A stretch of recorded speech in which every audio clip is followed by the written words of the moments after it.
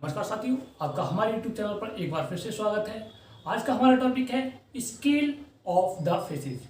हमने first part में पढ़ा था स्किन इन द फेसेस, जिसमें हमने स्किन की हिस्टोलॉजी के बारे में पढ़ा था, डेरिवेटिव के बारे में पढ़ा था और उसमें प्रेजेंट ग्लैंड के बारे में पढ़ा था। आज हमारा सेकेंड पार्ट है जिसमें हम पढ़ेंगे स्केल के बारे में। तो आज का टॉपिक हम स्टार्ट करते हैं। और टॉपिक स्टार्ट करने से पहले अगर आपने अभी तक चैनल को सब्सक्राइब नहीं किया है तो चैनल को सब्सक्राइब जरूर कर दें और बेल आइकन प्रेस कर दें, जिससे आपके पास टाइम से वीडियो का नोटिफिकेशन आ जाए। और वीडियो को ज़्यादा से ज़्यादा शेयर करें। तो आज का टॉपिक हम स्टार्ट करते हैं, स्केल्स ऑफ द फिशेज। तो देखते हैं स्केल्स के बारे में। फिशेज में स्केल बॉडी की आउटर कवरिंग और एक्जोस्केलेटन फॉर्म करते हैं। एक्जोस्केलेटन स्केल्स और डेंटिकल्स की फॉर्म में होता है।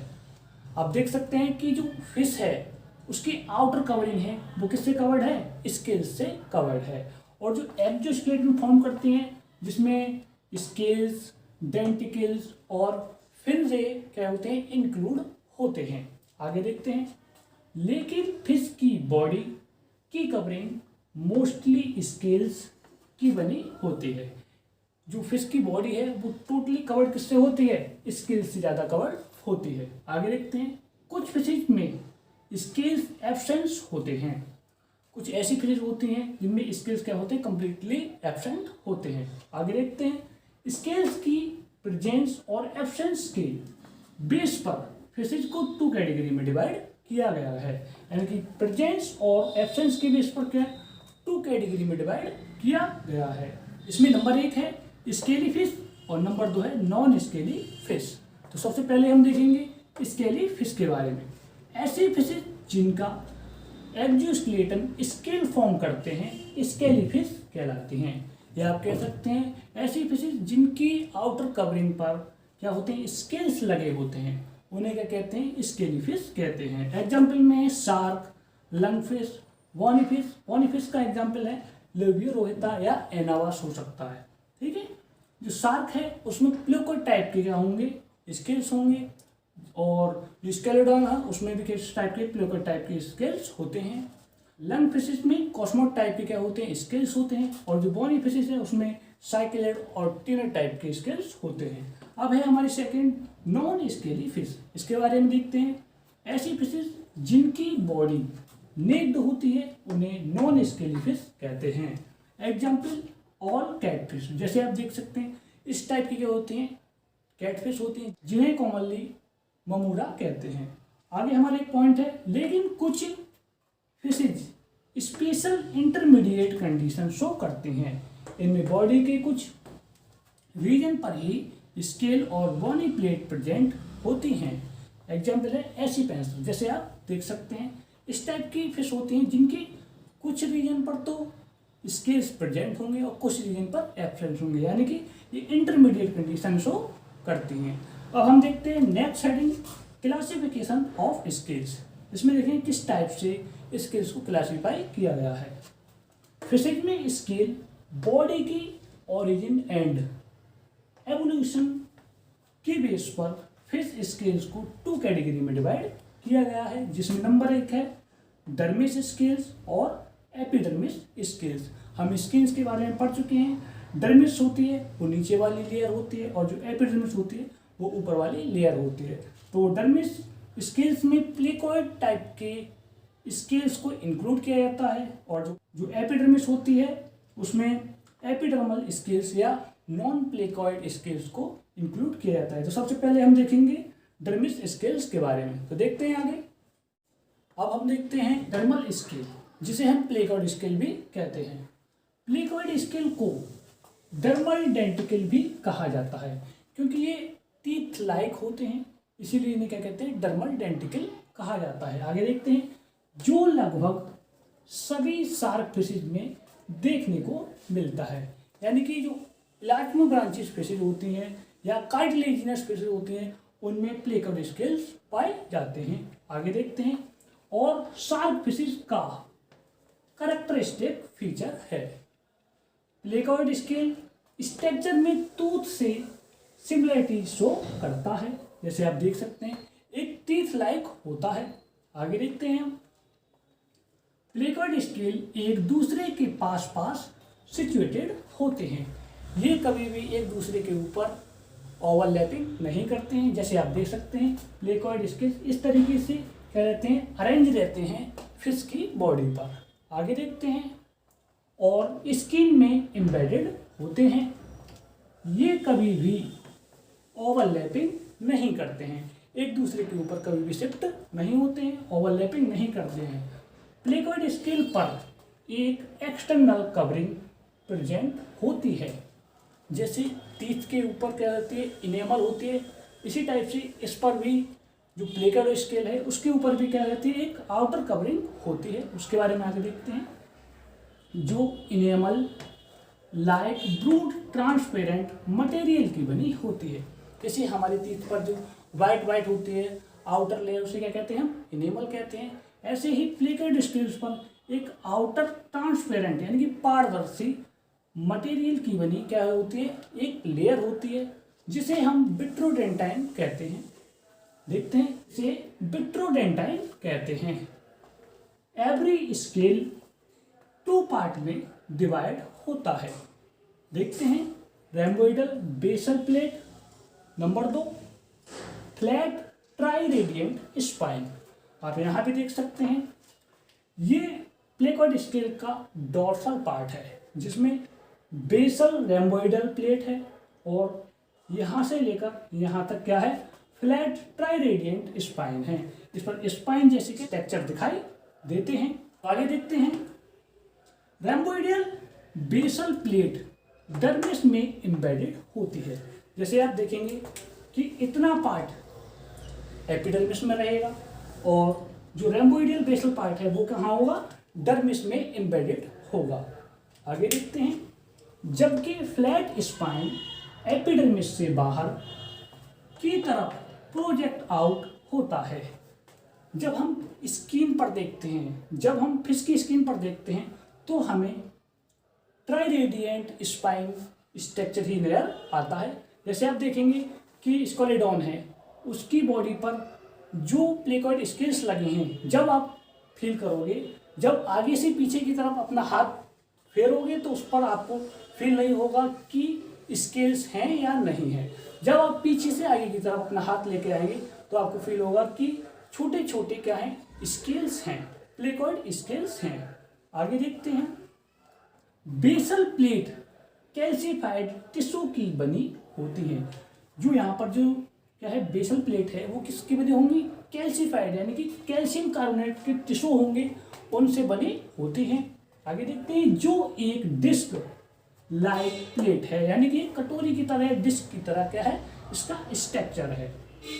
ये बेसल प्लेट एक बोनी स्ट्रक्चर है, कैल्सिफाइड टिश्यू से बनती है, और क्या बनती है, बोनी स्ट्रक्चर बनती है। जबकि जो फिश होती है उसका स्केलेटन टोटल कार्टिलेज का बना होता है। आगे देखते हैं, जो ये इंडिकेट करता है, यानी कि बोनी स्ट्रक्चर ये इंडिकेट करता है कि इसके इंसिस्टर में हैवी बोनी अमाउंट प्रेजेंट था। इनके पूर्वजों में क्या था, बोनी अमाउंट बहुत ज़्यादा था, यानी कि इसमें क्या पाया जाता है, रैम्बोइडियल प्लेट होती है, वही किसकी बनी होती है, बोन्स की बनी होती हैं। आगे देखते हैं, बेसल प्लेट एक एपर्चर के द्वारा परफोरेटेड होते हैं, जिसमें blood vessels, nerve fibre dermis से एंटर करते हैं। जैसे आप देख सकते हैं, ये क्या है, ओपनिंग ऑफ पल्प कैविटी, यहीं से क्या होंगे, नर्व फाइबर और ब्लड वेसल्स क्या होंगे, एंटर करेंगे स्केल्स में। और ये आपका डायग्राम है, ये स्कोलेडन प्लेकॉइड स्केल्स का है, जिसमें ये पहला पार्ट है डोर्सल साइड का, और दूसरा साइड है वेंट्रल साइड का। और डोर्सल साइड से देखें तो आपको इसके से दिखाई देगा, जिसमें आपको रैम्बोइडियल बेस और यहाँ तक प्लेट ट्राई रेडियंट स्पाइन, जिस पर लेटरल स्पाइन और मीडियम स्पाइन लगे होंगे, और यहाँ पर क्या होगी, ये पल्प कैविटी होगी। अब देखते हैं प्लेकॉइड स्केल का डेवलपमेंट। बात करते हैं प्लेकॉइड स्केल की डेवलपमेंट के बारे में। देखते हैं development of placoid scales. Placoid scales mostly elasmobranchs में पाए जाते हैं, जो ऑस्ट्रेकोडर्म के डेंटिकल से सिमिलरिटी शो करते हैं। जो ऑस्ट्रैकोडर्म होते हैं उनके टीथ की तरह क्या होते हैं, प्लेकोइड स्केल्स होते हैं।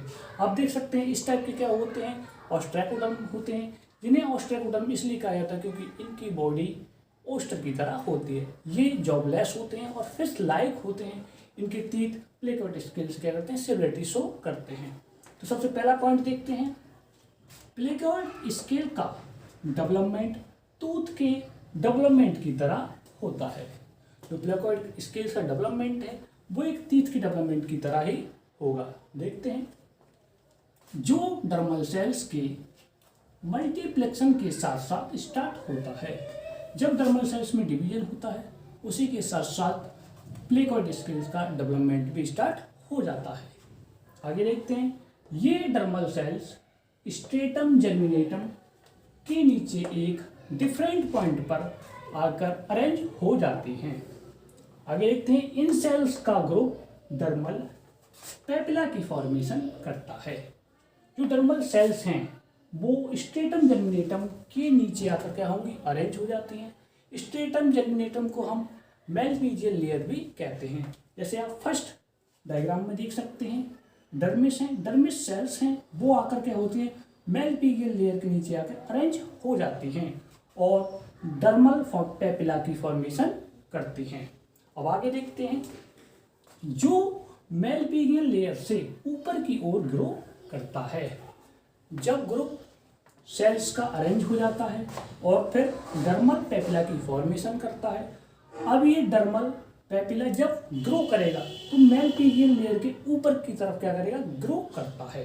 अब हम देखते हैं सेकंड पॉइंट, मेलपीजियल लेयर की सेल्स कॉलमनर तथा ग्लैंडुलर हो जाती हैं।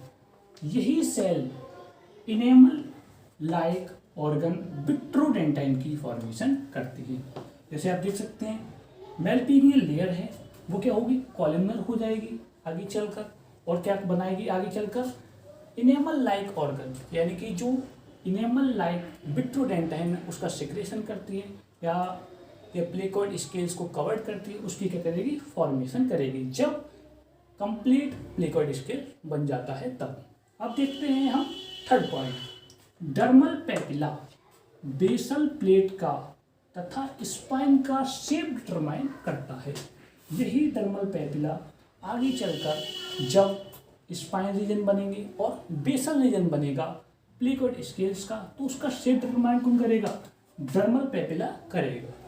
अब हम देखते हैं फोर्थ पॉइंट, पेपिला की सरफेस की सेल्स डिस्टिंक्ट लेयर का फॉर्मेशन करती हैं। इस लेयर को ओडेंटोब्लास्ट कहते हैं। जैसे आप देख सकते हैं इस डायग्राम में, डर्मल पेपिला है, यही आगे चलकर एक क्या करता है, डिस्टिंक्ट लेयर बना लेता है। जैसे आप ये देख सकते हैं, फिर वही क्या है, ओडेंटोब्लास्ट कहते हैं, उसे हम ओडेंटोब्लास्ट कहते हैं। आगे देखते हैं, जो डेंटाइन का सिक्रेशन करके पेपिला को कंप्लीटली कवर कर लेती है। पेपिला की सेंट्रल सेल्स कैल्सिफाइड होकर पल्प कैविटी की फॉर्मेशन करती है।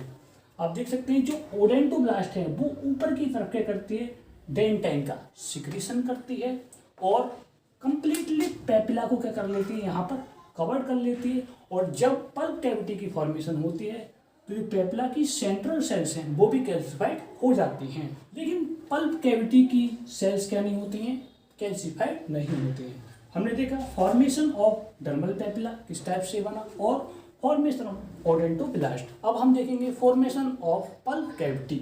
तो देखते हैं नेक्स्ट हेडिंग। अब हमारा हेडिंग है डेवलपमेंट ऑफ पल्प कैविटी। तो देखते हैं किस टाइप से पल्प कैविटी का डेवलपमेंट होता है। पल्प कैविटी की सेल्स सेंटर में प्रेजेंट होती हैं और कैल्सिफाइड नहीं होती हैं। इस कैविटी की ऊपर की तरफ ओडेंटोब्लास्ट की सेल्स डिजॉल्व होकर डिस्टिंक्ट पल्प कैविटी बनाती हैं। जैसे आप देख सकते हैं पल्प कैविटी है जिसके ऊपर क्या है, ओडेंटोब्लास्ट की सेल्स लगी हुई हैं। ये भी क्या करती हैं, डिजॉल्व हो जाती हैं और एक अलग कैविटी बना लेती हैं। आगे देखते हैं, और ऊपर की तरफ डेंटाइन का सिक्रेशन करती हैं, डिजॉल्व होकर डिस्टिंक्ट पल्प कैविटी बनाती हैं ओडेंटोब्लास्ट की सेल्स, और ऊपर के लिए क्या करती हैं, डेंटाइन का सिक्रेशन करती हैं। आगे देखते हैं, स्केल का स्पाइन धीरे धीरे ऊपर की तरफ इंक्रीज होने लगता है। तो प्लेक्योइड स्कूल्स ग्रो करता है तो उसका स्पाइन है वो क्या करता है, ऊपर की तरफ क्या करता है, इंक्रीज यानी कि बढ़ने लगता है, ग्रो करने लगता है। और मेलपीजियन लेयर और इनेमल ऑर्गन स्लोली इरेक्ट होने लगते हैं। अब देखते हैं हम सबसे फर्स्ट पॉइंट, इनेमल ऑर्गन की सेल्स को इमेलोब्लास्ट भी कहते हैं। जो मेलपीजियन के ऊपर लेयर होती है इनेमल लेयर, जो विट्रोडेंटाइन का करती है, सिक्रेशन करती है, जो प्लेक्योइड स्कूल्स को क्या कर लेता है, कवर्ड कर लेता है, उसकी सेल्स को क्या कहते हैं, एमिलोब्लास्ट भी कहते हैं। आगे देखते हैं, जो विट्रोडेंटाइन की फॉर्मेशन तथा स्पाइन की कैप की फॉर्मेशन करता है। जैसे आप इसे देखते हैं विट्रोडेंटाइन, और यही क्या है, स्पाइन का कैप, इसकी फॉर्मेशन कौन करता है, इनेमल ऑर्गन करता है।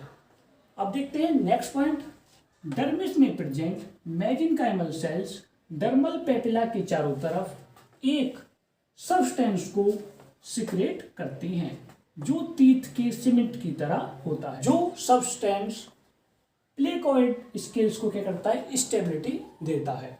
आगे देखते हैं, ये स्पाइन एपिडर्मिस से बाहर की ओर प्रोजेक्ट कर दिया जाता है। जैसे आप देख सकते हैं ये क्या है, एपिडर्मिस है, उससे भी क्या कर दिया जाता है, प्रोजेक्ट आउट कर दिया जाता है, यानी कि ऊपर दिखाई देने लगता है। जबकि बेसल प्लेट डर्मिस में एम्बेडेड रहती है। जैसे आप देख सकते हैं इतना पार्ट क्या है, डर्मिस का वो, और बेसल प्लेट क्या होती है, यहाँ पर एम्बेडेड रहती है। यहाँ पर हमारी formation of pulp cavity and vitrodentine की फॉर्मेशन हुई, और यहाँ पर बेसल प्लेट की क्या हुई, फॉर्मेशन हुई।